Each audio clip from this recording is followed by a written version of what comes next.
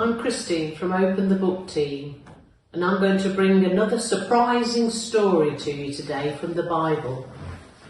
Today, Jesus tells the story to help people understand what really is and what really isn't important. But there's a big surprise in store for the man at the end of the story. But before I tell you the story, shall we do the wrap? Let's open the book. Let's take a look. Let's listen and see how good God can be. Let's open the book. Let's take a look. Let's listen and see how good God can be. Let's open the book. Let's take a look. Let's listen and see how good God can be. The greedy farmer. Once upon a time, said Jesus, there was a rich man who spent his whole life thinking about how he could get richer. One morning, the rich man who owned a farm walked from his house along to his fields. He looked across at his crops and he rubbed his hands greedily and he said, "Mine. All mine." He climbed to the top of the biggest barn and looked across the farm. "Work harder," he told his servants who were loading the grain, sack after sack, in the hot sun.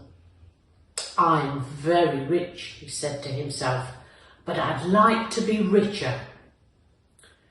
The next week, he walked from his house to his field. He looked at the crops and he rubbed his hands. "All mine, all mine," he said. He climbed to the top of the biggest barn and looked out across the farm. "Shoo! Go away!" he screamed at some birds that had swooped down and started to peck at the grain. "This is mine, all mine, and you can't have any of it." Another week went by. The rich man walked from his house to his fields. He looked at the crops and rubbed his hands together. "Mine, all mine," he said. He climbed to the top of the biggest barn and again looked out across the farm. "Stop, thief!" he shouted as a poor man had stopped to pick up some grain which he had accidentally spilled on the floor. The poor man had a wife and 3 children to feed, but had nothing to eat. "You'll have to find some other way to feed your family," said the rich man. "This is mine, all mine, and you can't have any of it." The rich man walked home. He thought long and hard about his grain. "It's spilling out," he thought. "The birds are eating it. Poor people are coming to steal the grain that's spilling out of the door, and I can't allow that to happen. The grain is mine, all mine. What shall I do?" The next morning, the rich man walked from his house to his fields. "Hey," he called to his servants, "stop working. Put down your tools and come over here." The servants put down their shovels in surprise. "This barn isn't big enough," said the rich man. "Today, I want you to pull it down. Yes, pull it down completely and build a bigger one.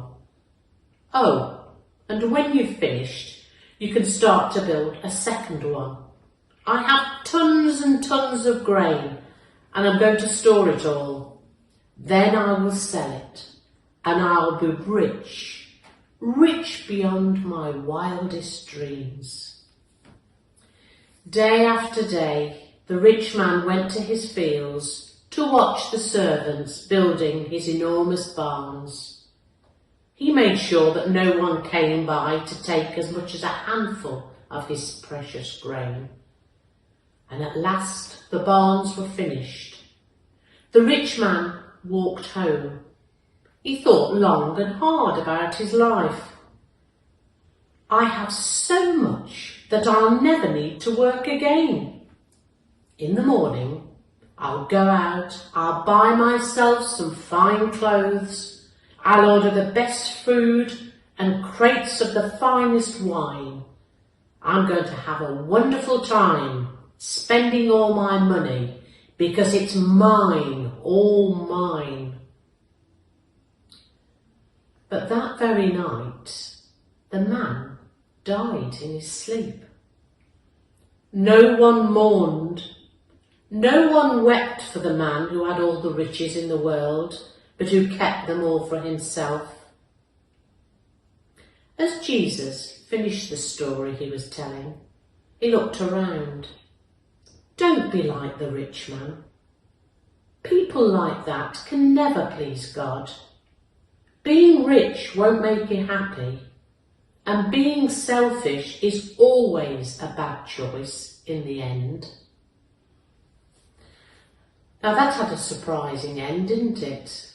Because after thinking he was rich with everything, he ended up not living out his dream because he was greedy. After all the hard work, far more was needed, but he wouldn't share it with anyone, not even the poor. Now, let's close our eyes and think about those words from the story. By storing up riches for himself, he forgot all about the really important things in life. And now let's think about this. If being rich isn't important, then what is? Now I'm going to say a prayer, and if you want to make it your prayer, say Amen at the end after me. Dear God, please help us to know what is really important in life and what isn't, and help us not to be like the greedy farmer, but to share with others what we have. Amen. So I hope you take on board the lesson that you've learnt today. Don't be greedy with your things in life. Accept what you have, be thankful, and what you do have, make sure that you share it with others.